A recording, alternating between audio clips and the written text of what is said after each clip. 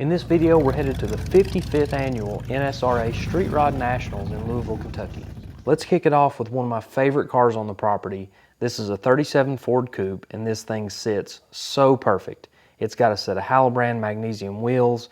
The tire size is perfect. The stance is right on the money. I love the color. I love everything about this car, and this thing's a fresh build, so it was the first time I had seen it in person. I love radical hot rods, and this chopped and channeled Model A Coupe definitely qualifies for that. You'll see it's got a huge polished blower, 6 carburetors sitting up on top, and of course, yes, that is a Chrysler Hemi underneath. The color's cool, the tires, they're huge on the back, little motorcycle tires on the front, wire wheels. This thing's got a killer hot rod look. You'll always see a lot of gassers at the Street Rod Nationals, and this 57 Chevy looks pretty fresh.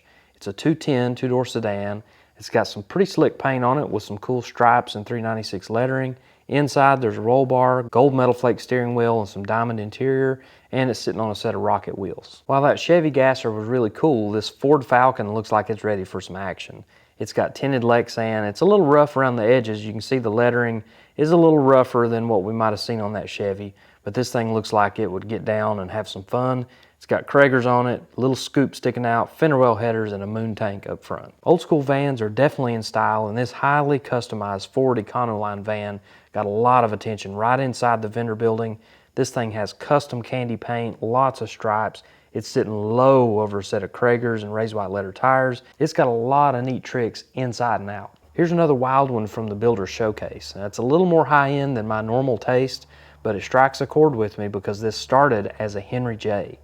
Now, this thing has been turned into a truck. You can see it's got a custom bed back there, and it kind of has sort of a 60s Ford truck roofline there, but lots of custom details here.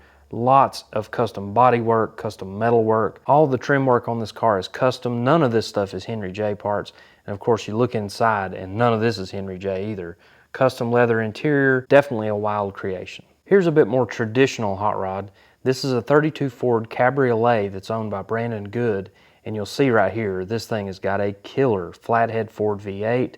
It's got aluminum cylinder heads. It's got a Scott blower. It's got 3 carburetors, a magneto sticking off to the side right there. This thing's got a killer selection of vintage speed parts, and it's very nicely detailed. You see the paint on this thing is very slick. It's got some wide white wall tires on there, and definitely got a lot of traditional style details inside and out. You'll see inside it's nothing real fancy, but it's very tastefully done, and it looks like it came straight out of the 1960s. Another car that really got my attention in the Builder Showcase is this crazy 70s style T-Bucket. It has some over-the-top details, including a truckload of chrome. I mean, everything on this car is chrome. The rear end housing, the leaf springs, just literally everything. Everything that could be chromed is chromed on this car. And it's got a killer paint job on it with some old school flames. You can see that interior is also got a nice 70s look, and this thing is just typical 70s show car T-Bucket. You see it's got some hand lettering up there on the cowl, and of course it's got some little tiny motorcycle tires and wheels on the front and some ProTrack N50s on the back. This thing is the perfect picture of the 1970s show car circuit. And that was the whole idea of building this thing, was to make it a vintage style show car. And this thing has been on the ISCA circuit this year, taking home lots of trophies because of all the great details. For a little taste of old school drag racing, we got an absolutely flawless 1963 Chevrolet Biscayne. You can already see under the hood right here, it's got a 409 in there. It's got some vintage speed parts on it. It's got some big tall finned aluminum valve covers, nice headers, lots of good details. 2 4s on top of that 409, aluminum water pump. I mean, this thing is ready to go. This is a very functional type of car, even though it's dressed up like an old super stock type car. You'll see it has no hubcaps on it, body color steel wheels. This thing is stripped down. It's as plain Jane as you can get. 2-door sedan body style, bench seat. You can look in here, of course, it's radio delete. It's got some gauges hanging underneath. It's got a tack strapped to the steering column and that little bitty shifter sticking up out of there. This thing is a serious hot rod from the 1960s. And we back up here, you'll see underneath of it, it's got some pie crust slicks and a little bit wider steel wheel than what's on the front of it. But this car has lots of great details. You can see the paint and body work on this thing is killer. You can see it's got some longer studs on there and some Moser axles. So This thing's ready for some action. I always love sleepers, and this thing's got the sleeper thing going on with no hubcaps, no fancy stuff at all. Only thing you'll see on this car is a little bit different stance with some big tires under the back of it, but otherwise this thing looks like it could have been a 6-cylinder 3-speed on the tree. Next up is a true hot rod icon. It's the California Kid 34 Ford 3-window coupe, and this thing's been around for many, many years. It's got those iconic flames. It's sitting on Halibran wheels. It's got a nice chop top, great stance. This car is absolutely timeless. And sitting next to it is a completely fresh build, and this is the California Kid Express, and you'll see that it's a truck. And this is based off of the same 34 Ford platform, but this thing has got some killer high-end details. You'll see it's got an updated tire and wheel package, but it's still got that timeless look. The hot rod world was full of innovation in the 1980s, and this is a great example of a high-end show car. In fact, this is the Riddler winner from 1984. We're going to walk around this thing and look at some of those high-end details. First of all, this thing's got a lot of body modifications. It's got a stretched hood. You can see it's got louvers on there. It's got a custom grille configuration, independent front suspension. It's got a lot of really neat pieces on here. Even though it's got a very standard small block Chevy engine in it, it's got a lot of great stuff surrounding it. So you'll see it's got a chop top, it's got a great stance, and those wheels were really, really special at the time. Even though they don't really look special today, that was a big deal in 1984 when this car was built. And you can see this car is still showing really well. It's got a great look to it. The finish looks good. And with the hood side off on this side, you can see that custom framework. It's actually built into the bodywork. Lots and lots of custom fabrication to accomplish this amount of molding and this amount of work to just slick everything possible. You don't see any welds. You don't see any kind of seams. This car is as slick as they came in 1984. And well deserving of the Riddler Award. Before we go out in the hot sun, we need to check out the Straight Axle Mafia guys. They always have a setup inside of the vendor building, and we'll kick it off with this Ford Ranch Wagon gasser. Definitely an unlikely platform for a gasser build, but it's got the right look going with that two-tone blue paint job, the hood scoop, no front bumper, and then we've got a really common platform for a gasser, a Ford Falcon. These early Falcons are very lightweight and make a really good gasser. Next to it is another mid-50s Ford, this time not a station wagon, but a two-door sedan. And I love the paint on the steel rear wheels. This thing's got a great stance, and you'll see again, the front bumper's gone. It's got the headlights filled in. This is a cool looking race car. Over on this side, we got a little Chevrolet action, this time a 56 Chevrolet that belongs to Jessica Lyle. You'll see the name on the side of it is Sandwich Maker, but she's out there racing on a regular basis with this thing. You can see the front axle scooted a little bit forward. It's got a really cool gasser stance. Next to it is a little more conservative 55 Chevrolet gasser.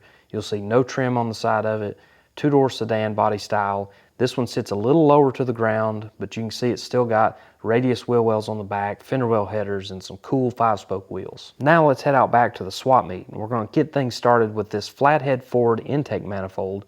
I couldn't find a brand name on this thing anywhere, but it is aluminum, and it holds 4 two-barrel carburetors, so I thought that was a really neat piece. Another good intake is this Edelbrock SY1. This is for a Chevrolet, and that SY, that stands for Smoky Unique. How about some more intakes? We got tunnel rams, we got single plane intakes, all sorts of aluminum intakes, cast iron intakes, just everything you can imagine as you walk the aisles of the swap meet. Now this vendor has a ton of vintage speed parts, including a big pile of valve covers, aluminum fin valve covers. Some of them are factory, some of them are aftermarket.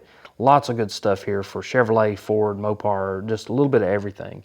And he also has a tremendous collection of intake manifolds. Now I featured him on this video last year, but I wanted to make another walkthrough here because I'm sure he's added to the inventory. And just look at this stack of blower manifolds from Mooneyham, BDS. I'm sure he's got a Krager mixed in there somewhere. Just so many great intake manifolds, and he had a crowd in his booth all weekend long. My buddy Philip Davidson always has a great collection of parts on display, and of course they're for sale. But this big block Chevy tunnel ram is a really good piece. It's an Edelbrock, and you can see this thing has been cut and welded on where it was originally a 2-piece unit. This is a really cool piece. It would be great for an old school gasser. I always love it when there's some vintage quick change rear ends hanging out, And this one was a pretty good piece. This is an aluminum one, and you can see it's got that odd shaped rear cover on the back. This has got a different gear configuration than your standard quick change, but it's a complete unit. You can see it's got everything there. It's an old winter's unit. There's always a lot of cars for sale in the swap meet, and this one got my attention. And it's a 55 Chevy two-door hardtop, and you can see this thing, it's a little bit rough. It's been around the block a time or two just based on the condition of the fiberglass and the condition of the paint, the condition of the Lexan windows.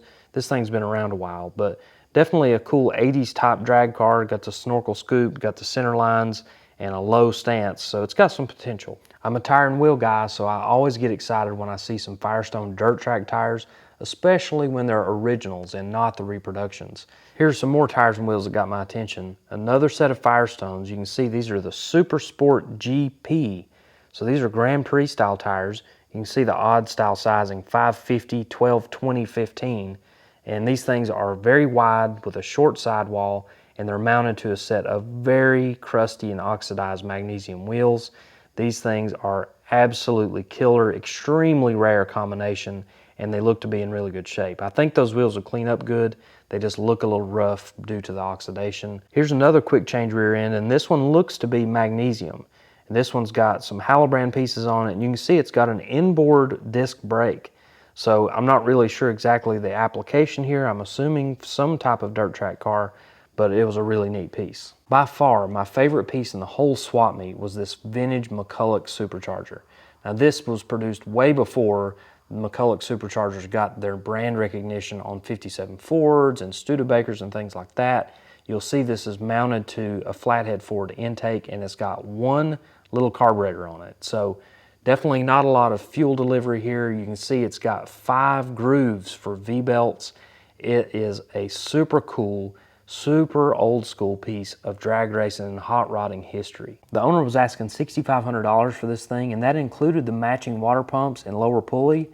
And while some might say that's a lot of money to spend on a blower, my answer to that would be find another one in this condition for any amount of money. So we talked a little bit about that extremely rare McCullough Supercharger in the swap meet, but let me introduce you to an even more rare supercharger on this really cool, historic Model A Roadster hot rod. It's got a small block Chevy with this Oberhausen electric supercharger, one of the only operational units in the world. And it's got a lot of other rare speed parts on it. The history on this car dates all the way back into the 1950s. This car has got a Hugger orange paint job that was put on there in 1973, and it's still looking good to this day, over 50 years later. And you can see it's got a channeled body down over the frame. It's got custom suspension pieces front and back. We're going to dig a little deeper in a future video, so definitely stay tuned for that. But for now, we're going to just take a look at this thing, a really great, timeless, traditional hot rod with some really rare speed parts on it. Now this thing definitely got my attention because it reminds me an awful lot of my Corvette, even though this one's got a little different stance. Now this is a 63 Corvette split window coupe. It's basically the king of Corvettes. It's the most valuable that you can get, but the guy has put some ball joint spacers to raise the front end up. He's got Americans on there, just like what's on my car. A little bit different size tire than what I run, but a great 60s stance on this car. And sitting next to it is another vintage Corvette, and this one's got a little more age on it. This one's a little older car, and it's got an old paint job. You can see the black paint is starting to come apart on this thing, but this car's got so much character. It's just a great, tasteful car that you can get in and drive, and obviously he drives it. It's got a Hot Rod Power Tour sticker on there, so I'm glad to see this thing out on the road. Here we go with another hot rod that is absolutely packed with vintage speed parts. It's a 34 Ford 3-window coupe. It's starting out with some E&J headlights. Those are really expensive and hard to find. And then a Ford flathead V8 with Navarro aluminum cylinder heads, a 471 blower, a 2-port Hilborn setup, and you'll see it's got a wide belt and cog style pulley setup on here, Krager front blower drive, and over on this other side it's got a Beehive oil filter, and it's got a lot of vintage speed parts that are functional on this car. And we'll see right down here, it's got a mechanical fuel pump, of course, for that Hilborn setup, and a really cool Navarro mount for that fuel pump, a very rare piece. Up on the front, It's got a Harman and Collins magneto, another rare piece, just packed front to back with vintage pieces that are extremely rare and extremely valuable. So let's finish this video off with the cackle cars. First, we're going to take a look at David Stewart's Gizzle Hopper, and this has got a really cool little body on the back of it, but essentially this is a front engine dragster style chassis. The coolest part about this one is it's got an MEL engine. So that MEL stands for Mercury, Edsel, and Lincoln. They made a totally different engine than Ford did in the late 1950s. And you'll see the headers, they're not quite weed burners because they're not pointing down at the ground, but they're definitely not your typical zoomies that point up. So standing around this car while it's cackling is a little bit dangerous unless you want a face full of nitromethane or you want your hat blown off.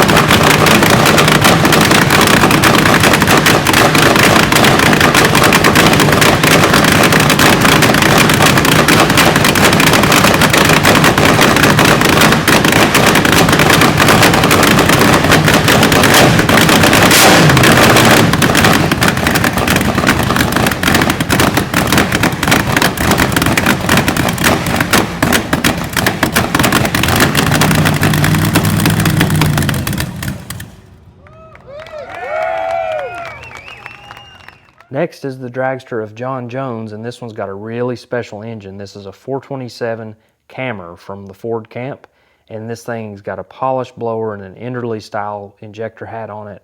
Very, very nicely built car. You can see those magnesium valve covers have turned, but everything else is polished and very nicely finished on this car. It's got some white wall pie crust slicks, some slots on the back, a really neat looking piece. But you can tell that this car is not running on quite as heavy of a load of nitro as the others, but it still makes some great noises.